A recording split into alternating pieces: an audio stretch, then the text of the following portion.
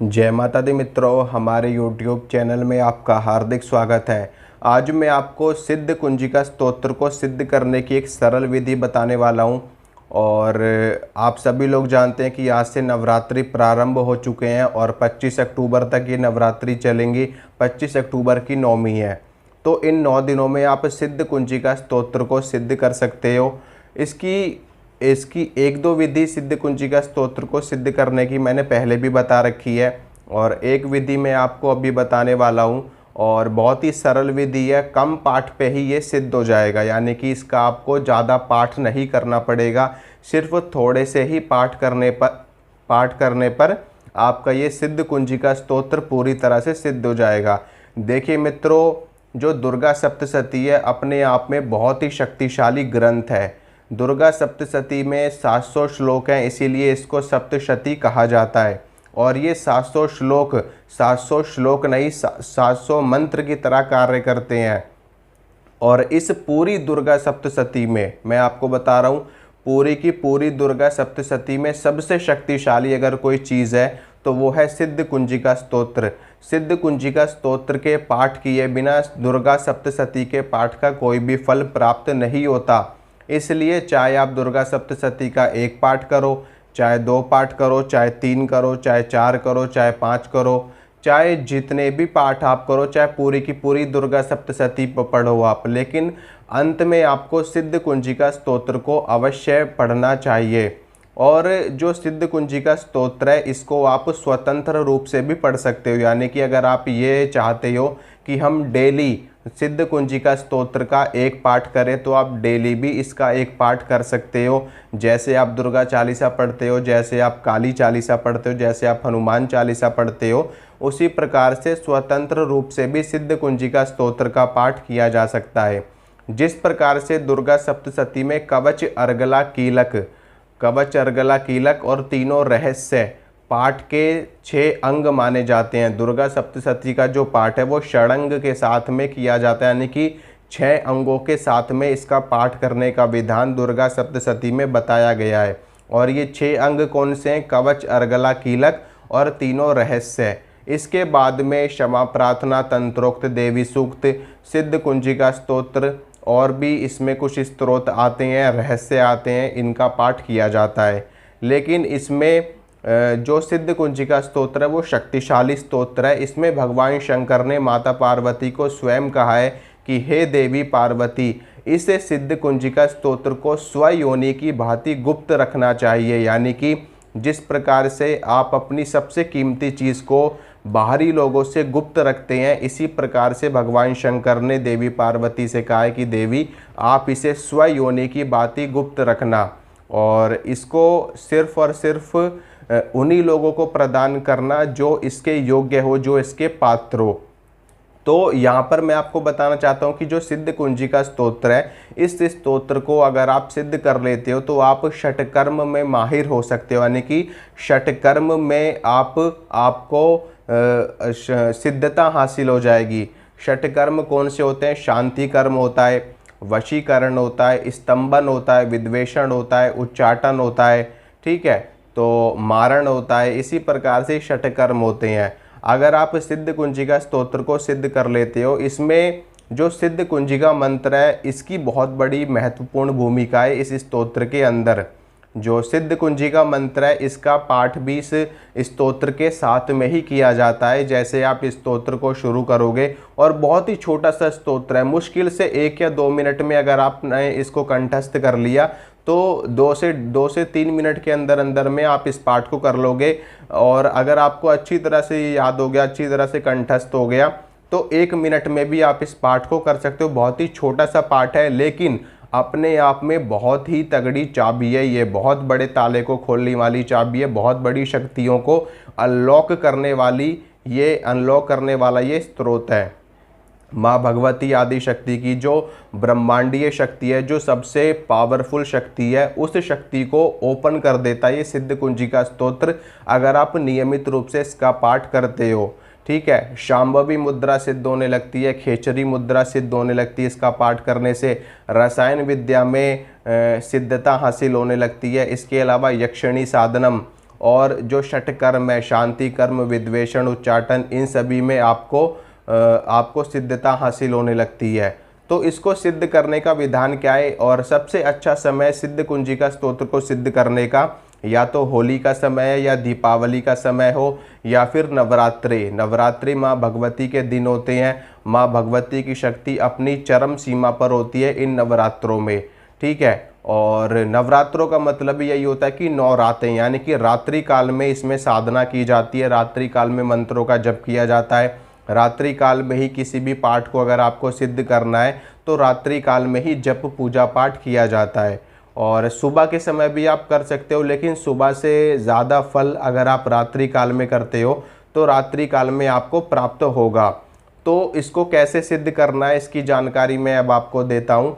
सबसे पहले आपको स्नान कर लेना है। स्नान करने के बाद में शुद्ध वस्त्र धारण करने हैं। शुद्ध वस्त्र का मतलब ये कि आपको काले रंग का वस्त्र कोई भी धारण नहीं करना इन दिनों में, ये जो नवरात्रे चल रहे हैं, क्योंकि ये जो नवरात्रे हैं ये माँ दुर्गा के होते हैं, माता वैष्णो के नवरात्रे होते हैं।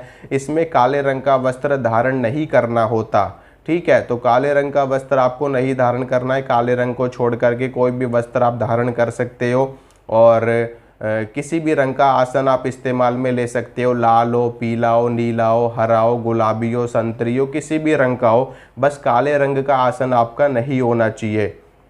दिशा कौन सी रहेगी? दिशा पूर्व दिशा आप रख सकते हो, उत्तर दिशा आप रख सकते हो और पश्चिम दिशा आप रख सकते हो। दक्षिण दिशा को छोड़ करके किसी भी दिशा में आप मुंह करके बैठ सकते हो। नीचे आपको आसन बिछाना है, आसन के ऊपर विराजमान हो जाना है। उसके बाद में आपको 3 बार आचमन करना है। ओम अपवित्रः पवित्रो वा सर्वावस्थां गतोऽपि वा यः स्मरेत पुंडरीकाक्षं सा बाह्यभ्यन्तरः शुचिः। ओम पुनातु पुंडरीकाक्षः, ओम पुनाति पुंडरीकाक्षः, ओम पुनातु पुंडरीकाक्षः।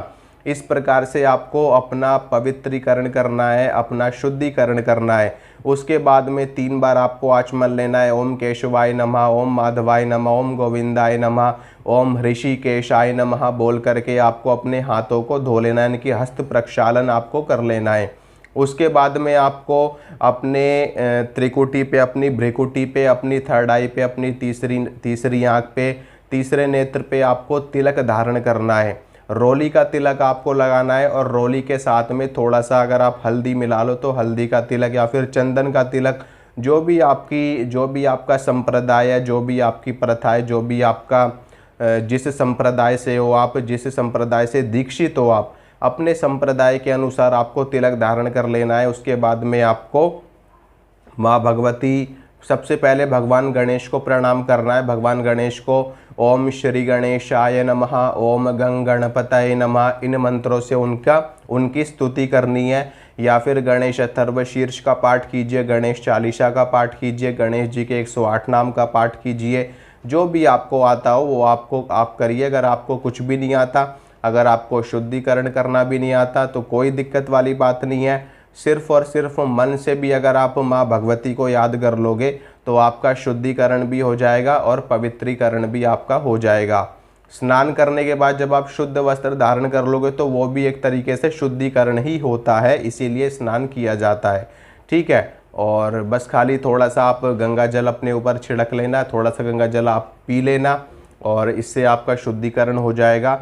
फिर उसके बाद में आपको तिलक लगाने के बाद में भगवान गणेश का पूजन करने के बाद में हनुमान जी को याद कर लेना, भैरव जी को याद कर लेना, या फिर माँ भगवती की पूजा कर लेना पहले आप गणेश जी के बाद में, फिर लास्ट में आप हनुमान जी और भैरव जी को उनको पूज लेना।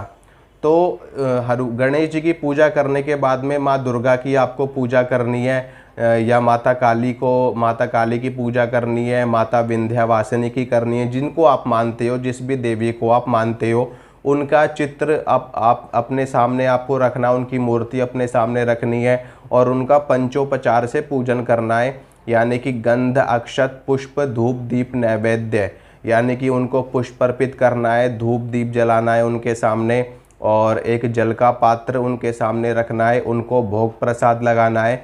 उसके बाद में आपको सिद्ध कुंजिका स्तोत्र ले लेना है। सिद्ध कुंजिका स्तोत्र के आपको 51 पाठ प्रतिदिन करने हैं, यानी कि रात्रि काल में आपको शुरू करना है सूर्यास्त होने के बाद में। सूर्यास्त होने के बाद में सिद्ध कुंजिका स्तोत्र के 51 पाठ आपको रोज करने हैं और 9 दिनों तक करने हैं। 51 पाठ करने के बाद में एक पाठ से आपको हवन भी करना है इसका। अगर आप रोज कर सको तो रोज कर लो, नहीं तो 9वें दिन जब आप इसका पूरा पाठ कर लोगे तो उसके बाद में आपको एक ही बार में सीधा 9 पाठ से इसका हवन कर देना है, यानी कि 9 बार हवन करना है। और जो इसमें जितने श्लोक हैं, हर श्लोक के बाद में शुरुआत में ओम लगा करके लास्ट में ओम स्वाहा बोल करके आपको हवन करना है।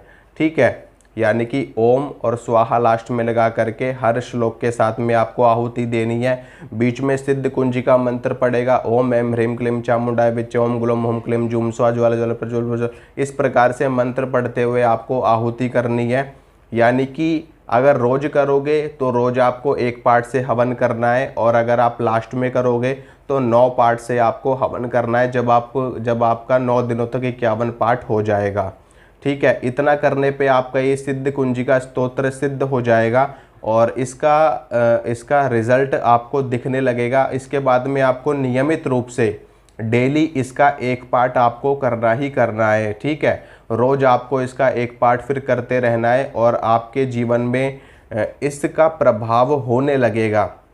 यानी कि जो आपके शत्रु हैं उनका नाश होना शुरू हो जाएगा। जो आपके मित्र हैं अगर वो आपसे संपर्क में है, आपसे कांटेक्ट में है, तो आपका भला तो होगा ही होगा, साथ में आपके कांटेक्ट में रहने की वजह से उनका भी कल्याण होना शुरू हो जाएगा। आपके परिवार में शांति स्थापित होने लगेगी। आपके जो आय के साधन है, इनकम है, सोर्स ऑफ इनकम है, वो आपको मिलना शुरू हो जाएगा। आपकी आर्थिक स्थिति अच्छी होनी शुरू हो जाएगी। और इसके अलावा जो उच्चाटन आपका होता है, जो चीज़ें आप करना चाहते हो अपने जीवन में, उनसे जो आपका मन उच्चाट होता है वो उच्चाटन होना ख़त्म हो जाएगा, बंद हो जाएगा। या फिर किसी ने स्तंभन कर रखा होगा, कोई शक्ति बांध रखी होगी आपकी, या आपके घर की लक्ष्मी बांध रखी होगी, तो वो बंधन भी ख़त्म हो जाएगा इसके प्रभाव से।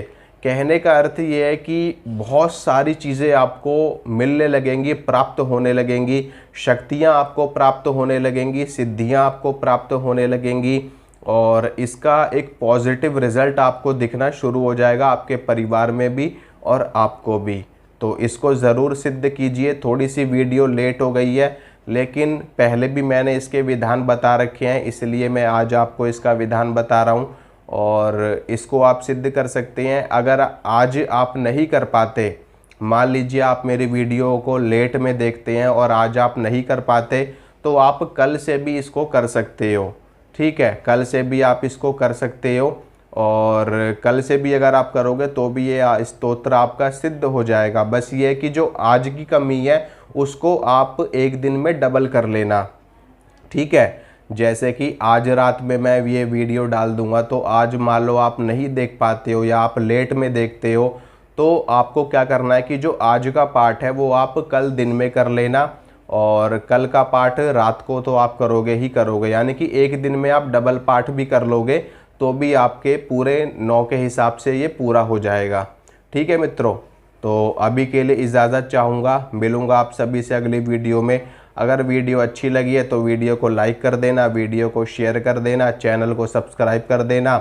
मिलूँगा आपसे अगली वीडियो में, तब तक के लिए जय माता दी।